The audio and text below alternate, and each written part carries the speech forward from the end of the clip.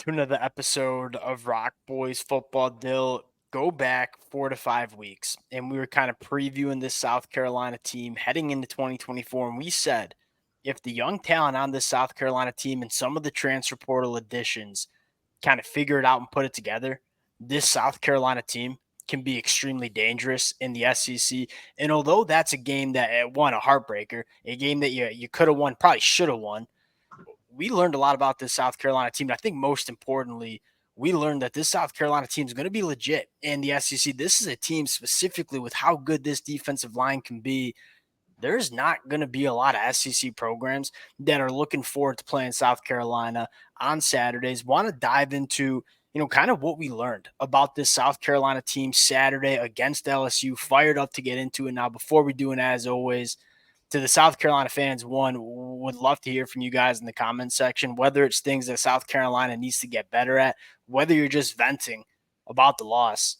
Oh, you guys have showed so much support to the boys. We love talking this program. Appreciate you guys rocking with it. If y'all do enjoy the content, consider subscribing to the channel. And Dill, without further ado, let's get to what I think is the biggest storyline coming out of Saturday, in that this defensive line is legit. And I would go ahead and say it's an elite defensive line in the SEC. You look at the SEC defensive lines, how many are you taking over South Carolina after what we saw Saturday afternoon? And Dill, that was the biggest question mark, right? Go back a week when we were previewing this football game. We said, all right, South Carolina's defensive line looked very good against Old Dominion, very good against Kentucky. That being said, how good were those offensive lines? Which, hey, Kentucky just played a 1-point game against Georgia at home this weekend. Our big question mark was, is this South Carolina defense, specifically on the line, as legit as it seemed throughout the first 2 weeks? Dill, against what I think is the best offensive line unit in the country, I think we got our answer. It's a legit defensive line. Yeah, and I think what really showed out to me was their ability to stop the run for a full game. And obviously they were able to do that against Kentucky, but I think there was an element, frankly, that Kentucky had a little bit of success. They just couldn't sustain it because they kept getting in negative plays because the pass rushers was just overwhelming them. Again, I don't know that I wouldn't say what South Carolina did overwhelm that LSU team because they're a really good offensive line. They obviously were able to give some level of protection, but I think that completeness of that unit, their ability to play really physical, that was kind of my one question. You could just look at Dylan Stewart. No, he's a monster. You look at Kyle Kennard and Gilbert Edmond. Those guys can really play. They can rush the passer. But I was really, really impressed by what they were able to do on the inside in terms of just playing physical and not getting run on against an LSU team that I think should be run the ball pretty effectively. That's kind of my takeaway is, did South Carolina's defensive line dominate the football game? No, probably not, but I thought they won the battle between that LSU offensive line. My biggest takeaway is the edge rush and production. That's something we talked about going into the season for South Carolina, where all the pass rush production in 2023 was coming on the inside from guys like TJ Sanders and Huntley and Tonka Hemingway. And we kind of said, one, you got a special freshman in Dylan Stewart, who we love coming out of high school. Didn't expect him to be this good as a true freshman. Legitimately going up against two tackles in Will Campbell and Emory Jones that will be playing in the NFL in less than 2 months. Dylan Stewart is just truly special. Kyle Kennard looks great. Gilbert Edmond played good. Brian Thomas has been playing good. Not only is this South Carolina team really deep, we just named 4 edge rushers that all have a 15% plus pass rush win rate on the season, but it's really, really deep too. And Dill, I give a shout out to DeAndre Jules. He's not a guy that's going to get a ton of recognition on the box score. We were kind of nervous about South Carolina holding up from a physicality standpoint. DeAndre Jules is him when it comes to two-gap and doing some of that dirty work. Yeah, he's tough as they come in terms of just eating blocks up, allowing the linebacker play to take a step, because that was one of the other things that last year. And obviously Stone Bland just wasn't cutting it at the end of the day for that squad. So, again, you add a couple guys, Demetrius Knight, Bengali Kamara, I almost want to see more. And it's hard to earn spots because obviously Debo, Demetrius, and Bam Martin Scott have played really well. But you got 4 linebackers who, again, probably at least obviously Debo's better than Stone Bland. But your other 3, I think, are far bigger upgrades, and they're making a lot more plays. Less of those plays where it feels like, why did that play that should have been a 3-yard gain turn into an 8-yard gain? I don't think you're seeing those anymore. At times, this linebacker unit last year was a liability. And it wasn't really Debo Williams, who's an all-SEC guy, but Stone Bland Stone Bland probably would be an All-American linebacker 20 years ago. But in terms of the athleticism that you need to have at the linebacker spot nowadays, he just did not cut it.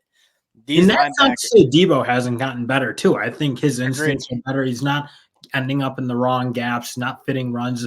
I mean, he made plays last year too, but I did feel like he left a little bit to be desired in terms of consistency from a run fit perspective. I think he's playing much better. He's giving up less big plays. That linebacker core in general is doing that, and that's another thing. I don't think it's just like the additions. I think again, you're seeing the guys on this team get better and better at football from a development standpoint. That kind of speaks highly of where this. There were talks about Shane Beamer being on the hot seat, and obviously we got to see how the rest of 2024 plays out. But from what I saw on Saturday, like this program's going in the right direction.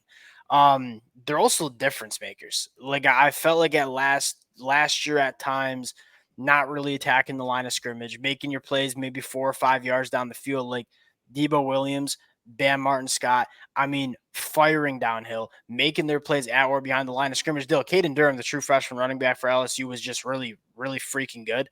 But the other running backs had very limited success running the football against the South Carolina front seven. I think the final takeaway on defense is this secondary has always been good. Like on paper last year, what happened to the South Carolina secondary? It took a step back. It really didn't. What happened last year was they just didn't have a pass rush. And so when you can't get after the passer, when you are bad at getting after the passer, it's going to put a big strain on your secondary. All of a sudden, South Carolina has a pass rush. I'd say an elite pass rush at that. All of a sudden, this secondary looks really good. I would remind people, I think Garrett Nussmeier is one of the best quarterbacks, not only in the SEC, but in the country. Legitimate talent at wide receiver. Dill, the throws, you go back to the film. The throws that they were able to beat South Carolina with, just high level throws, like just throws that you got to tip your cap to Garrett Nussmeier and the pass catchers. Obviously, some questionable pass interference calls as well. Though the secondary, it was always good. And they're But taking the football away. That's the thing that's really standing out, and you wanted to see it. It felt like that's a team, again, that zone scheme they like to run, and how good I think they frankly are, and how well they kind of do what they're supposed to do.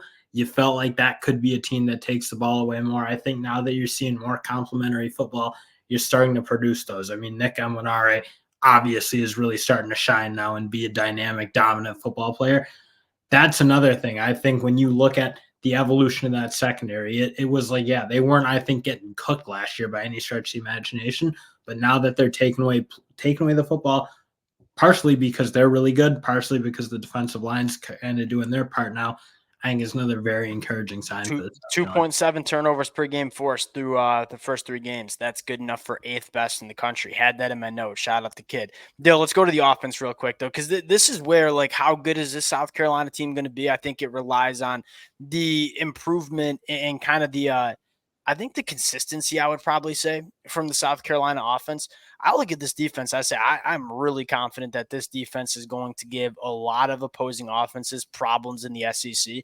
The big question mark is, what do you need to see from the offense? And it's been choppy.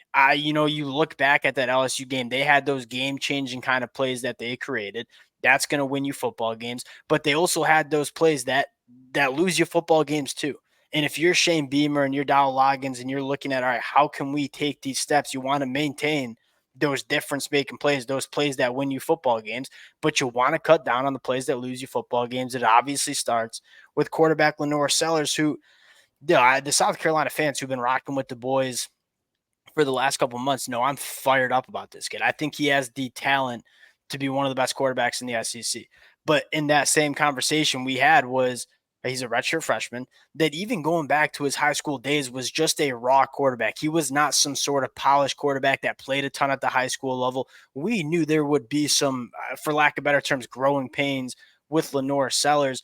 I'm kind of fully confident that he's going to continue to get better. I think that You're already seeing it. I mean, I you're agree. seeing them be more rhythmic in the passing game. They're hitting the throws they're supposed to make. I mean, when I first watched that Old Dominion game, I was like, "Ooh, this could be a really long Yeah. season." He wasn't even like close. So it was like, man, these aren't hard throws. They're missing them consistently. You saw it get better against Kentucky, and frankly, I think you saw it got better again against LSU. So that, to me, it's like you're seeing him make those strides again. Is he still making those catastrophic mistakes? Yeah, he did it twice. I mean, that pick in the red zone and then fumbling the ball on your side of the field Like he's got to stop doing that. Stop fumbling the ball. Stop throwing the ball up in the air to nobody, kind of thing. But you are seeing the strides being made. Again, I think the accuracy is much better. I think that his timing with his receivers and his ability to just make the plays that are there for him are starting to pick up to the point where you need it. And then again, his next step is just if you avoid those 2 or 3 plays he's been making each game, I think this team gets really, really dangerous. And I think the conversation you want to have is, yeah, Lenore Sellers is a redshirt freshman who's kind of just getting his feet wet as a starting quarterback, but look at the offense around him. Like there's reason to believe that the rest of the offense gets better too. He is throwing to completely new wide receivers, right? I'd argue that the best pass catcher on this team is true freshman Mazeo Bennett. You saw some good things from Jared Brown, who's also a transfer portal addition. Vandravius Jacobs, who a guy that kind of emerged during fall camp, he's a redshirt freshman that played. I don't even think he registered a snap at Florida State last year as a freshman. So it's a lot of young talent around him. And then I think more importantly, the offensive line, specifically in pass protection. Dill, I thought the South Carolina offensive line in the run game kind of physically imposing their will against LSU. Now, the big question is, can we get better in pass protection? Once again, kind of a similar conversation we just had with the pass catchers. It's a young group. You are starting a true freshman in the SEC at left tackle in Josiah Thompson, who I think did have his best game of the season against LSU. That being said, it was still rocky at times. You have 2 transfers on the offensive line. You're also looking at a guy in Kason Henry who was supposed to be the guy last year, goes down with the season-ending injury, hasn't played that much football as well as a redshirt sophomore. I think there's reason to believe that even the offensive line is going to take steps in the 2024 season as well. And if that happens, like, And just in the fact that, frankly, it did happen over the year from year to year. I mean, there's still some teams that you wanted to see those steps from. We were told they were going to get them, whether it was portal additions, all that. And Oklahoma, yeah, they stink. so, yeah, you got teams that kind of are in that boat. And I think South Carolina, obviously, everyone who watched South Carolina knew last year it was a huge, huge problem. They were one of the worst SEC offensive lines, if not the worst SEC offensive lines. I'm kind of looking at this year, and I think you're right. The pass pro still needs to pick up a little bit. They're not picking up blitzes maybe at the clip you'd like them to, but they are winning more one-on-ones. They're not Yeah. just getting boat raced in that perspective, and they are running the ball physically, which I think is a massive difference.